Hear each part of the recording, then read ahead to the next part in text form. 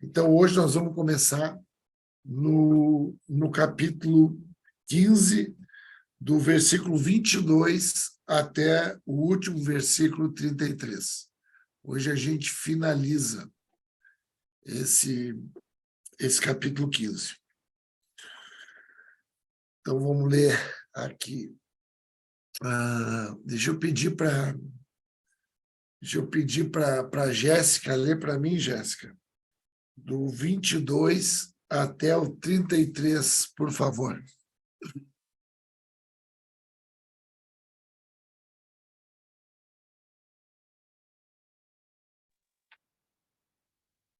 Pelo que também muitas vezes tenho sido impedido de ir ter convosco, mas agora que não tenho mais demora nestes sítios e tendo já há muitos anos grande desejo de ir ter convosco. Quando partir para a Espanha, irei ter convosco, pois espero que de passagem vos verei e que para lá seja encaminhado por vós, depois de ter gozado um pouco da vossa companhia. Mas agora vou a Jerusalém para ministrar aos santos. Portanto, porque pareceu bem a Macedônia e a Acácia fazerem uma coleta para os pobres dentre os santos que estão em Jerusalém. Isso lhes pareceu bem, como devedores que são para com eles, porque se os gentios foram participantes dos seus bens espirituais, devem também ministrar-lhes os temporais. Assim que, concluído isto, e havendo-lhes consignado este fruto de lá, passando por vós, irei à Espanha. E bem sei que, indo ter convosco, chegarei com a plenitude da bênção do Evangelho de Cristo.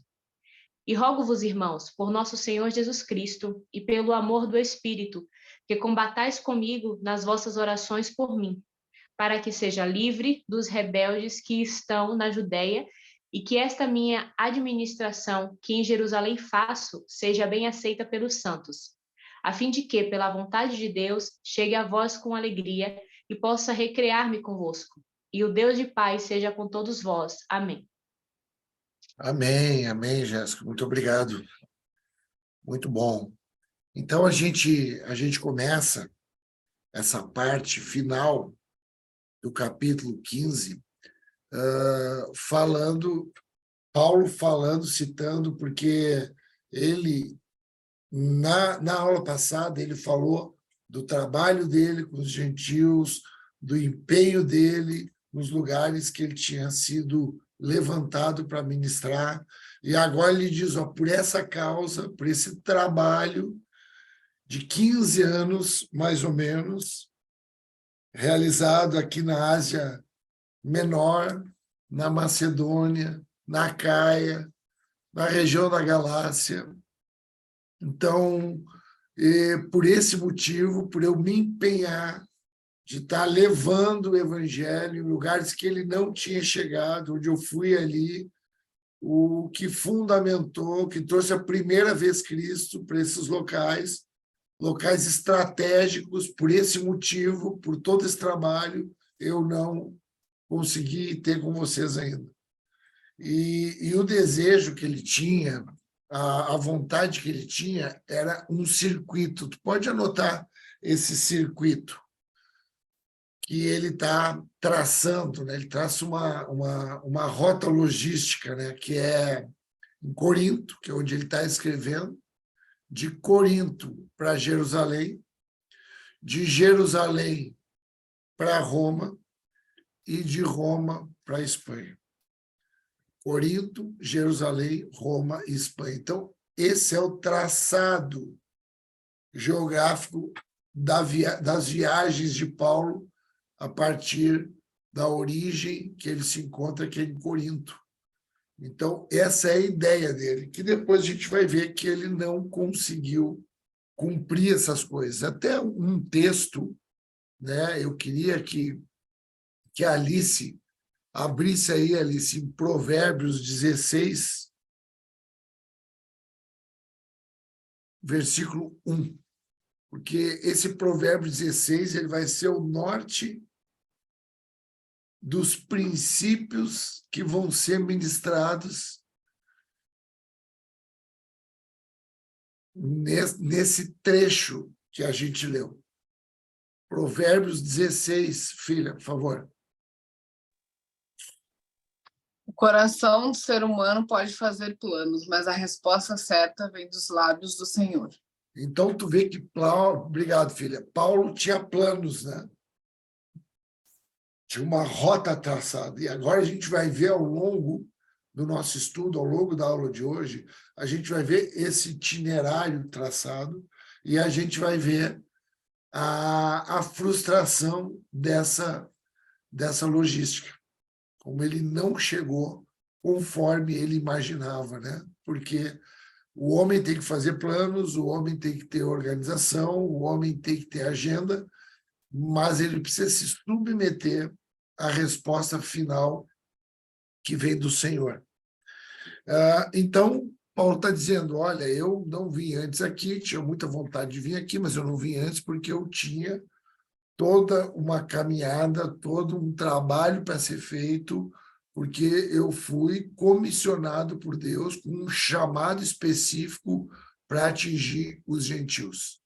E agora, sim, finalizando esse trabalho, porque quando ele diz ali, né, é complicado, né, porque ele diz ali, agora eu não tenho mais campo de atividade, diz aqui numa das versões que eu tenho aqui, no versículo 23, não tem mais campo de atividade. Então, é complicado isso, né, porque o pastor dizer que não tem mais campo de atividade, né, isso não tem muita lógica, muito nexo isso, porque sempre tem campo de atividade, sempre tem necessidade. Mas o que ele está dizendo é que aquilo que foi traçado, aquilo que ele entendia, que eram os lugares, que as bases que tinham que ser lançadas, já tinham sido lançadas. Então, como ele não tinha mais agora nada para fazer naquele ambiente, e agora a ideia dele era chegar na Espanha, onde não tinha sido pregado o evangelho ainda também, então agora ele ia poder fazer essa viagem, ele podia fazer essa passagem por Roma, né? E ele cita que quer ir, né, para a Espanha e que ele quer estar com os irmãos, desfrutando da companhia dos irmãos. Mas claro que o que ele quer? Ele quer estar com os irmãos, quer desfrutar da companhia dos irmãos, quer receber dos irmãos a imposição, o envio dos irmãos, o reconhecimento, porque Paulo ele era muito mal visto nos lugares onde ele passava, porque a pregação para os gentios, para os gregos, para os romanos, para esse povo pagão, era visto com maus olhos pelos judeus. Então, ele tinha uma reputação muito complicada. Então, ele estava dizendo, eu quero passar um tempo com vocês aí, para vocês andarem comigo. Nós vamos ver no capítulo 16 que ele tinha muita gente em Roma, que ele conhecia, apesar de ele não ter fundado essa igreja, como nós temos falado isso em cada aula, né? Mas ele conhecia bastante gente, então ele queria estar ali, ser conhecido deles ali, passar um tempo desfrutando com eles, ser enviado por esse reconhecimento do ministério dele e receber um auxílio também, uma oferta, para ele poder custear essa ida, essa viagem missionária dele. Então, esse era o objetivo dele, né? Mas agora ele tá de partida para Jerusalém. E quando ele parte para Jerusalém, a expectativa dele também, saindo de Corinto, indo para Jerusalém, é chegar lá e ser bem recebido pelos irmãos. Essa é a vontade dele, porque ele está levando dinheiro, ele está levando oferta que tinha sido levantada pelos gentios que tinham sido ganhos e pelas comunidades que tinham sido formadas na Acaia, que era onde estava Filipos, que é onde estava Tessalônica, Bereia. Não, desculpa, na Macedônia, que estava Filipos, a Tessalônica e Bereia, as 3 cidades principais, e a Acaia, que é onde estava Corinto, que é onde estava Atenas. Então, essas igrejas, que não eram igrejas muito ricas, mas que se dispuseram a levantar essas ofertas de forma espontânea. Então, pode imaginar, vou chegar em Jerusalém com essa oferta para os irmãos que estão lá passando necessidade, porque muitos irmãos ali que tinham em Jerusalém tinham sido expulsos de algumas regiões de Roma pelo Império Romano. O Império Romano expulsou muitos judeus de Roma e de alguns lugares, e eles acabaram indo para Jerusalém, e alguns não puderam nem retornar para os seus locais. Então, eles acabaram vivendo ali da vida da igreja, e chegou um momento que houve escassez. E Paulo, sabendo dessa escassez, estava agora levando essa oferta. Então, ele tinha ideia de chegar lá e ser bem recebido, trazendo ali as notícias, né? Trazendo porque o que era essas ofertas levadas pelos gentios. E aí a gente vê ali no versículo 26, diz que aprove a Macedônia e a Acaia, tu vê que foi uma iniciativa deles, da Macedônia e da Acaia, levantar uma coleta em benefício dos pobres dentre os santos que vivem em Jerusalém. Quem eram os santos que vivem em Jerusalém? Eram aqueles judeus convertidos. Esse era o santos. Santos não é no sentido de uma moral que não tinham erros, mas é gente que tinha sido eleito. Santo no sentido de ser separado, de ser eleito. Então, esses que estavam passando necessidade é que iam ser alvo dessas ofertas. Então, aqui tem um princípio muito interessante que é falado no versículo 27, que a gente pode trabalhar isso e registrar também. Porque por dois motivos eles fizeram isso. Esses gregos, gentios, da Macedônia e da Acaia. Primeiro, porque eles pareciam bem. Então, pareceu bem no coração deles. Pareceu que isso era o que tinha que ser feito. Essa era a disposição, a generosidade do coração deles. Então, esse foi o primeiro objetivo, porque eles pareceu bem. Sabe, quando a gente, como ofertante, nos parece bem entregar uma parte daquilo que a gente tem recebido, porque nos parece bem. Então, porque é o primeiro ponto, pareceu bem. E o segundo ponto é que aquilo era também uma expressão de gratidão. Porque o evangelho primeiro chegou para os judeus. O Messias era judeu. O templo era judaico. Tudo chegou primeiro para os judeus. Mas depois se espalhou para os gentios. Então, essas bênçãos espirituais, esses valores espirituais que chegaram para os gentios, veio dos judeus. Então, havia também uma expressão de gratidão. Então, aquilo que a gente recebe espiritualmente, a gente pode contribuir em forma de oferta, em forma de dinheiro, em forma de bens materiais. Então, é uma maneira de expressar gratidão. Pareceu bem.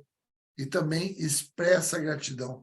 Sabe aquelas pessoas que nos instruem, aquelas pessoas que recebem primeiro do que nós valores espirituais e passam para nós esses valores espirituais? Isso, a gente tem um princípio que Paulo está ensinando aqui, que é a gente poder liberar os nossos bens materiais também como expressão de gratidão. E ele levando aquele fruto, né? Aquilo tudo que ele está trazendo como administrador dessas ofertas, ele afirma mais uma vez que quer ir à Espanha e quer ir na plenitude da bênção. Então, escreve aí, plenitude da bênção, que está no verso 29. Então, escreve assim, a plenitude da bênção não significa o cumprimento daquilo que foi planejado. A plenitude da bênção não significa o cumprimento daquilo que a gente planejou. Por que que não significa? Porque os pensamentos do Senhor são mais altos que os nossos pensamentos. Porque os caminhos do Senhor são mais altos que os nossos caminhos. Então, os pensamentos e os caminhos do Senhor, muitas vezes, eles são inacessíveis, inatingíveis. Por isso que depois a gente precisa ter uma relação de submissão, para que haja aceitação. Quando esses pensamentos que nós não conseguimos acessar, e quando esses caminhos que nós não conseguimos vislumbrar, aparecem na nossa vida. A gente precisa se submeter e aceitar como um cumprimento da plenitude, e que muitas vezes não é o cumprimento daquilo que a gente planejou. Amém, queridos? Está claro isso? Porque agora ele vai entrar num ponto que eu quero me deter bastante aqui. Na verdade, eu quero me deter até o final nesse ponto, que é o ponto da oração, da necessidade da oração. O que é a oração? Por que a gente tem que orar? Como é que a gente tem que orar? Paulo se detém agora, depois de todo esse planejamento, ele quer mergulhar, ele quer emergir todo esse planejamento dele debaixo de oração. E ele faz algumas orações específicas aqui, que a gente vai poder identificar. A partir do versículo 30, ele diz, rogo-vos. Então, quando ele diz rogo-vos, essa palavra rogo-vos é uma palavra, é como se ele estivesse implorando. Então, escreve aí, rogo-vos, é como se ele estivesse implorando. É um pedido como se ele estivesse de joelhos pedindo muito profundamente. Rogo-vos. Eu quero lembrar vocês lá em Romanos 12, a partir do versículo 1, que Paulo diz assim, rogo-vos, é o mesmo verbo grego, rogo-vos, que pelas misericórdias de Deus, vocês apresentem os corpos de vocês como um sacrifício vivo, santo e agradável a Deus. Esse é o vosso culto racional. Rogo-vos, ou seja, isso só pode acontecer se vier de Deus. Isso só pode acontecer pela misericórdia de Deus, pela bondade de Deus.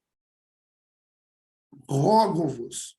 Então, ele diz, rogo-vos, irmãos, para que Deus impulsione vocês, para que as misericórdias de Deus toquem na vida de vocês, para que vocês, pelo nosso Senhor Jesus e também pelo amor do Espírito, que luteis juntamente comigo nas orações a Deus a meu favor. Então, olha aqui, Paulo, ele trabalha a oração como uma batalha, como uma luta, como uma guerra. Irmãos, nós temos que orar. Hoje tem uma palavra para nós aqui nessa noite, aqui, uma palavra de oração para a nossa vida. Nós temos que orar. Nós temos que orar com os nossos irmãos. Nós temos que orar com o nosso cônjuge. O marido tem que orar com a esposa. Tem que clamar, tem que dobrar o joelho. Dobrar o joelho, assim, né? Não é literalmente, pode dobrar. Eu gosto de dobrar o joelho. Ainda consigo dobrar meu joelho. Eu gosto de dobrar meu joelho para orar. Orar com as pessoas, orar com os irmãos. Isso é batalha, irmãos. Nós estamos numa batalha espiritual, é uma guerra. E numa guerra, nós precisamos ter exército. E precisamos ter armas espirituais. A oração é uma arma espiritual. E nós precisamos exercitar isso juntos. Nós temos que ter prazer de orar. Nós temos que ter iniciativa de chamar o nosso irmão para orar. Vamos orar, vamos clamar, vamos levantar nossa voz, vamos adorar o Senhor.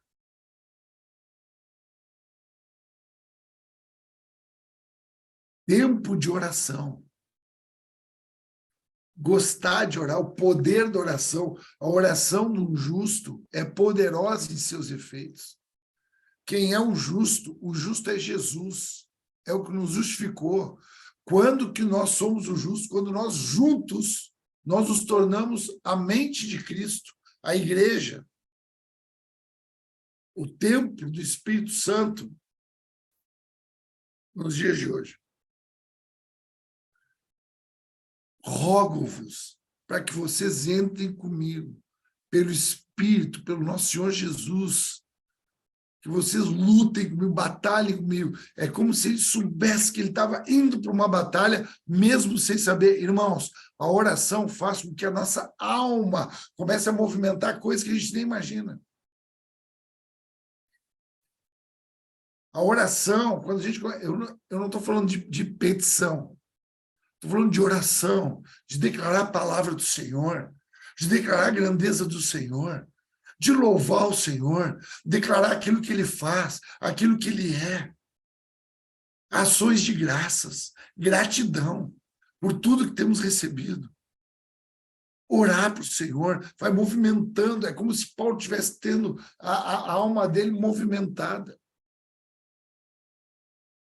Entrem comigo nessa batalha, vamos batalhar juntos. Eu não quero, irmãos, isso foi um tratado teológico, o livro de Romanos. Foi teoria, sim, no mais alto nível de profundidade. Só que é como se ele dissesse assim, mas não é só teoria. Eu rogo-vos para que a gente batalhe no mundo espiritual. Eu preciso estar fortalecido para essa minha caminhada, para essa minha jornada. Eu já cumpri um trabalho, agora não tem mais nenhuma área aqui dessas 5 regiões principais do Império Romano. Já houveram pontos de pregação específicas que estão estabelecidos, pessoas ali já convertidas, salvas, trabalhando no ministério. Agora eu quero ter força para me movimentar em outras direções. Rogo-vos para que a gente vá junto. Como é que a gente pode ir junto? Em oração. Orem por mim. Amém, irmãos? Quero insistir assim com vocês para vocês desenvolver essa vida de oração.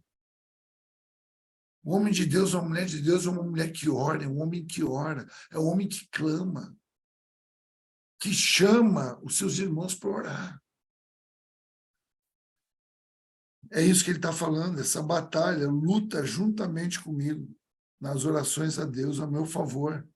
Aí ele começa a trazer agora alguns pontos que eu quero que tu anote, o que ele almeja. O que ele quer com essa oração?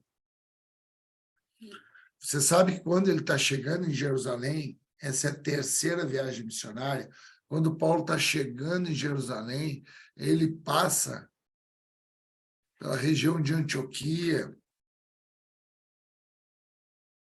e um homem, um profeta chamado Ágabo, ele profetiza ali momentos terríveis que Paulo vai passar em Jerusalém.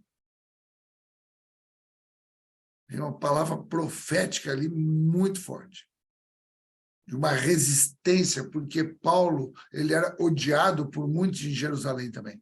Ele era muito mal visto pelos judeus. Os judeus tinham muita dificuldade em entender o ministério de Paulo. Muita dificuldade de interpretar aquele ministério de Paulo. Ministério para os gentios, que eram demonizados pelos judeus. Então, ele ia chegar em Jerusalém, que era um lugar ali que tinha alguns convertidos ali, que eram os santos, mas tinham outros agora aqui, que a gente vai ouvir aqui a partir do versículo 31. Para que ele quer que rogue por ele? Para que ele quer que entre nessa batalha?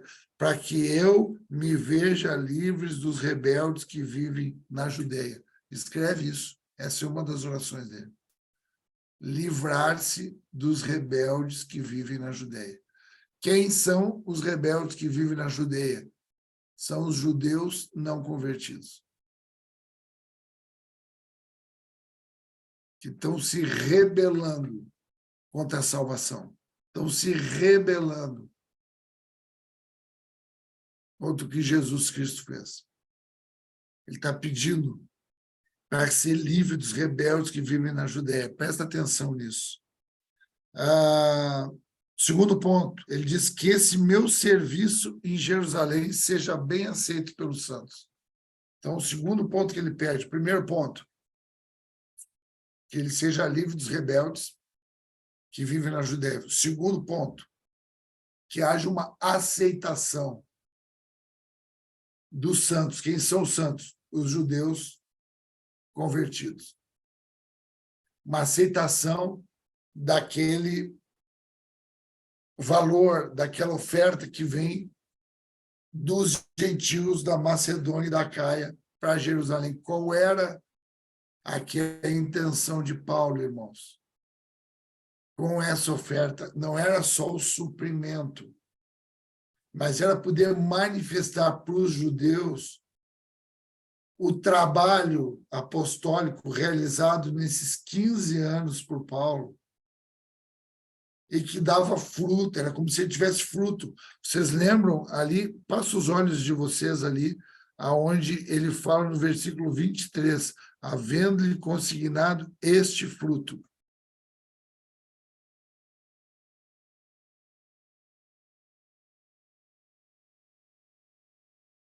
Ele fruto, então ele queria que houvesse uma reconciliação.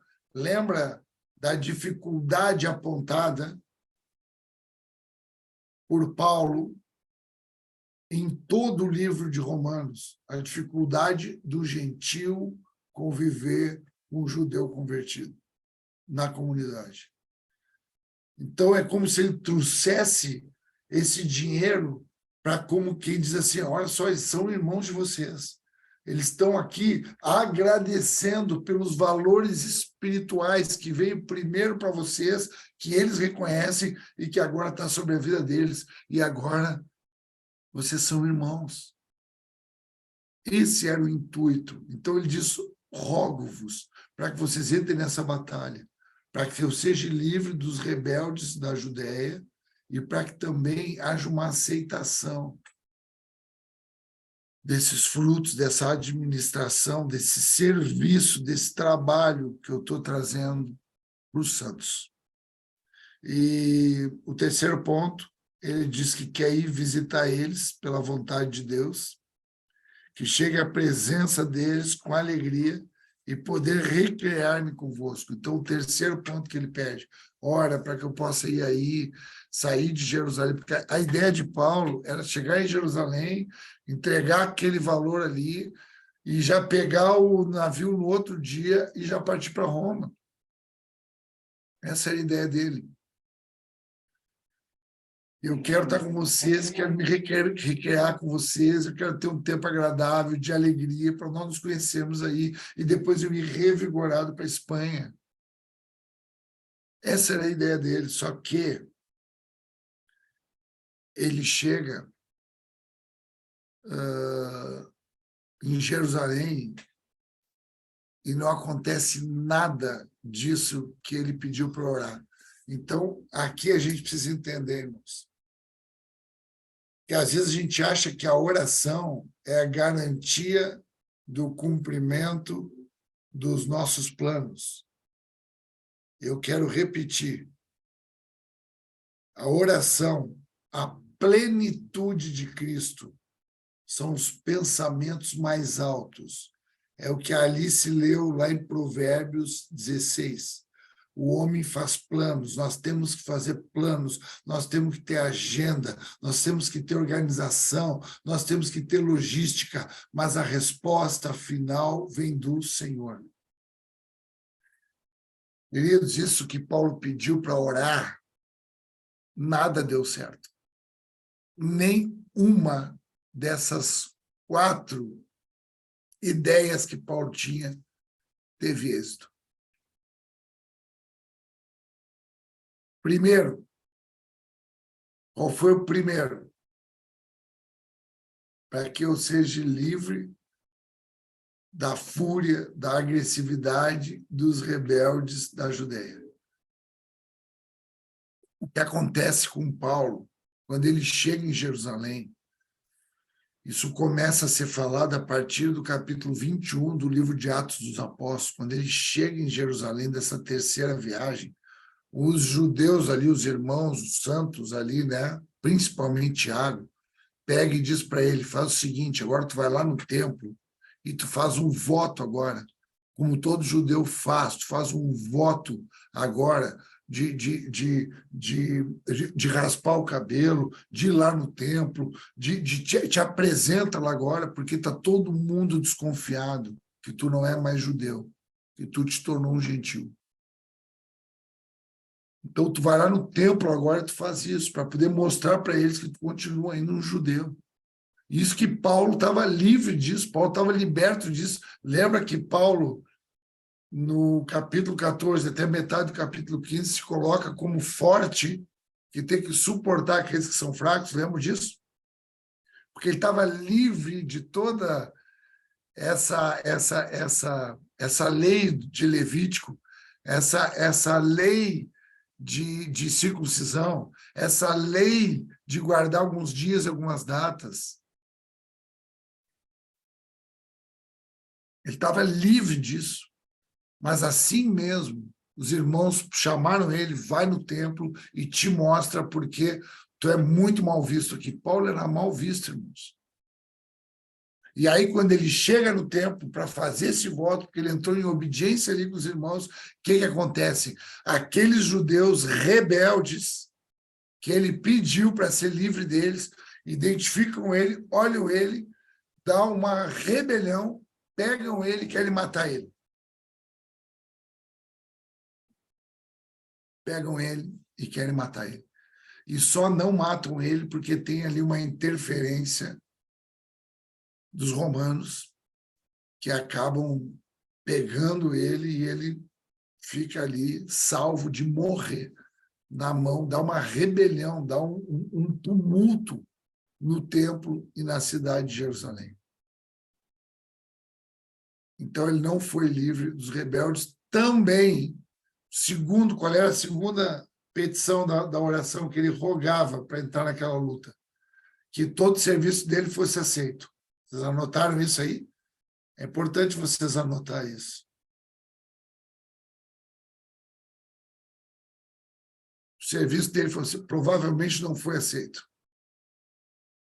Porque quando ele chegou, a primeira coisa que fizeram, vai lá no templo, te apresenta lá.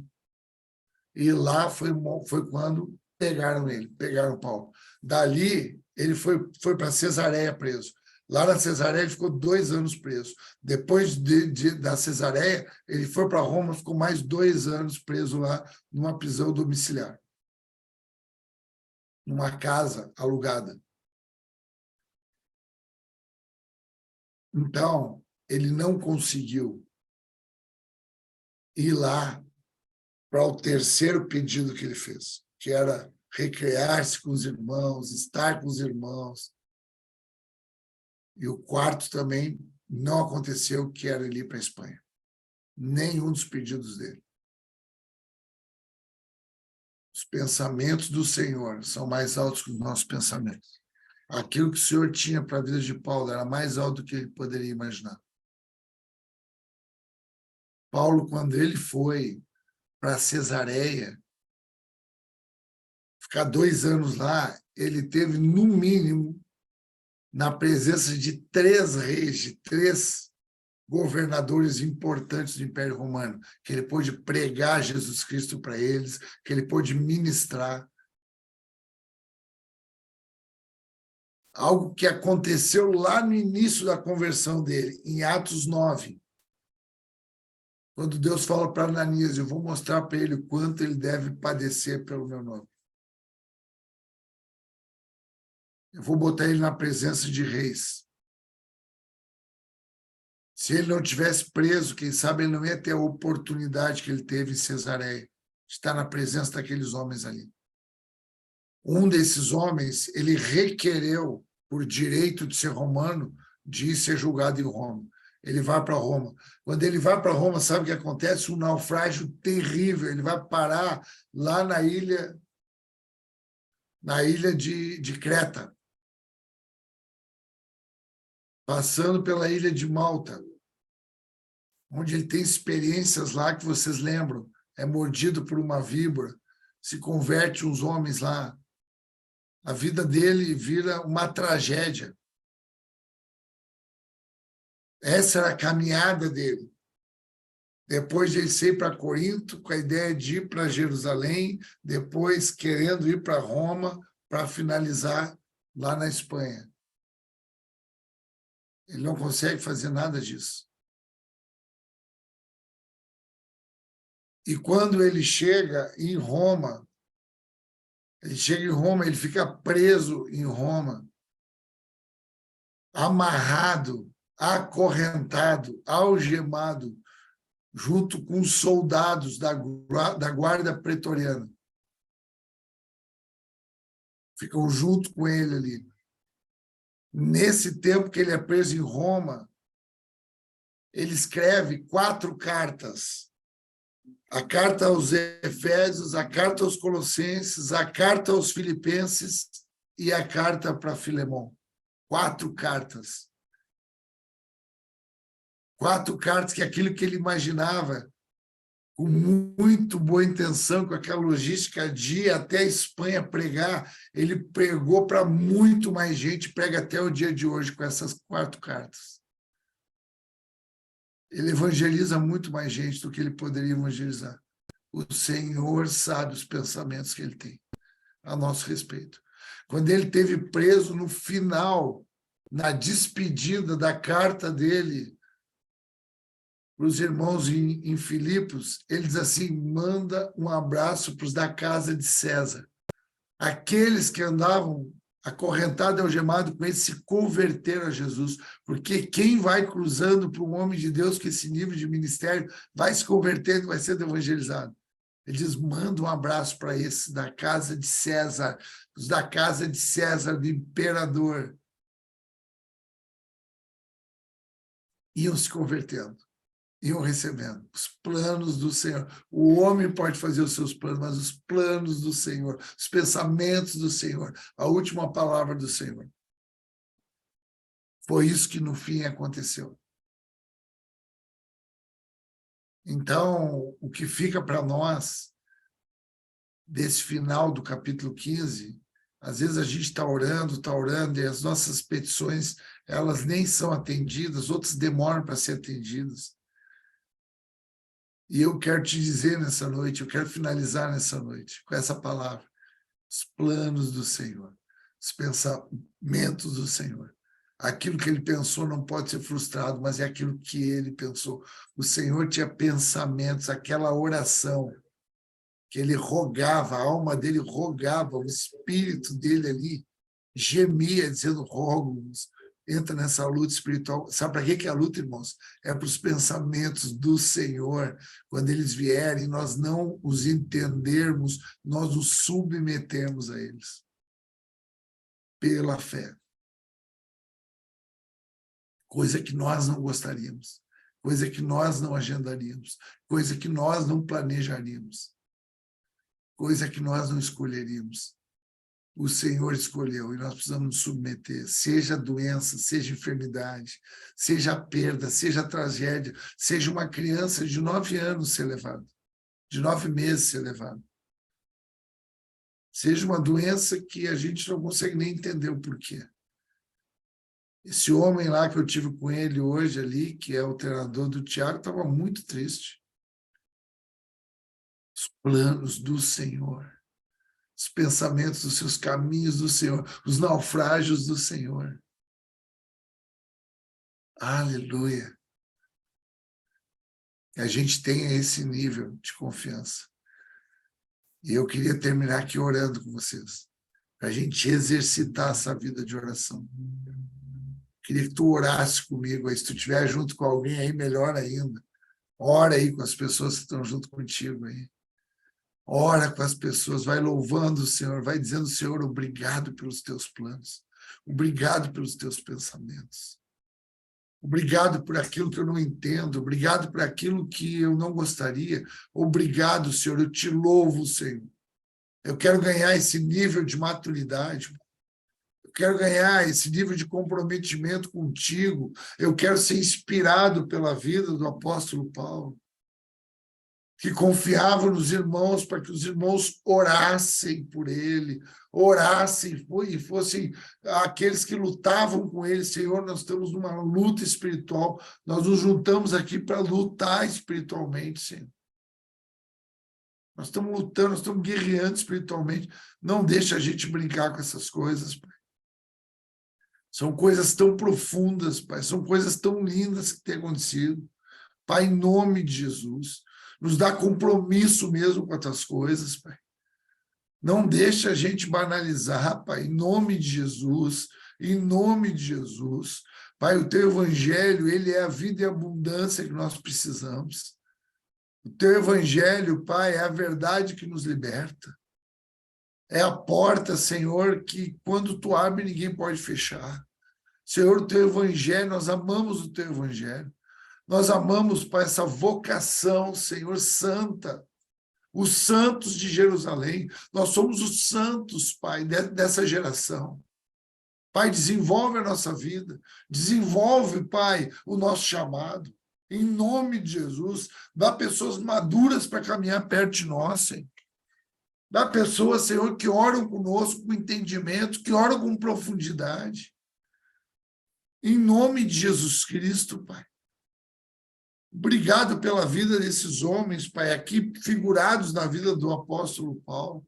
Mas havia outros homens aqui que lutavam, que caminhavam durante 2, durante 5, durante 10, durante 15 anos, trabalhando arduamente, e já com uma idade elevada, eles tinham um ímpeto, tinham vontade de continuar, de ir à frente, pregando, fazendo com que o seu chamado, Senhor, ele fosse definitivo, que ele fosse finalizado, Senhor, em nome de Jesus. É isso que nós queremos, Pai. Obrigado pela nossa vida, Pai, que temos andado juntos aqui, Senhor. Muito obrigado, Pai. Nós somos privilegiados, Pai, por andar contigo. Nós somos privilegiados. Nós queremos abençoar aqui as vidas uns dos outros. Ora pela vida dos teus irmãos agora. Abençoa a vida dos teus irmãos, pensa, olha pela vida da TT e diz, Senhor, abençoa a vida da TT, abençoa o pastor Tiago, abençoa o Alexandre, cuida, Senhor, da vida da Alice, cumpre o teu chamado, Senhor, no Eduardo, em nome de Jesus. Pai, os teus braços estão sobre a vida da Aline. Pai, a Priscila ter recebido de ti. Pai, enche o coraçãozinho, Senhor, da Milene, em nome de Jesus, que a Soraya perceba a tua graça, que a Lara, Senhor, se sinta acolhida por ti. Pai, enche lá, Pai, aquele aposento do Edson e da Ana, em nome de Jesus. Pai, nós te adoramos, Senhor. Cuida, Pai, da Rosângela, da sua casa, da Lídia, Pai, do Samuel, Pai, que não haja falta de nada. Pai, que o Tiago e a Bianca se sintam impulsionados pelo teu Espírito. Senhor, muito obrigado, Senhor. Obrigado, Senhor, pela Mari. Obrigado, Pai, pela Grace. Obrigado pela vida de cada um. Pai, que mesmo geograficamente distante, o Omar e a Jéssica se sintam cuidados, se sintam acolhidos, se sintam abraçados pela tua poderosa mão, Senhor. Oh, Espírito Santo, é o que eu te peço, Senhor, nessa noite. Obrigado por essa arma, que é orar, que é te adorar, que é te reconhecer. Oh, Espírito Santo, não tem nada melhor, irmãos, do que orar. Enche a vida da Vicky, Pai, da tua palavra. Enche a vida de cada um de nós, Senhor. Nós tenhamos esse despertamento. Paulo foi despertado, irmãos. Ele foi despertado do chamado. Eu oro para que haja esse despertamento em cada um de nós. Despertamento para caminhar, não interessa por onde. Rogo-vos, ora por mim, não interessa onde eu for, não interessa o que vai acontecer. Eu sei que os teus pensamentos eles são mais elevados que os meus. Aquilo que Paulo estava olhando na circunstância momentânea e que era terrível, aquilo é expansão que nem ele poderia imaginar. Nem ele poderia imaginar. Amém, irmãos? Graças a Deus, finalizamos esse capítulo 15.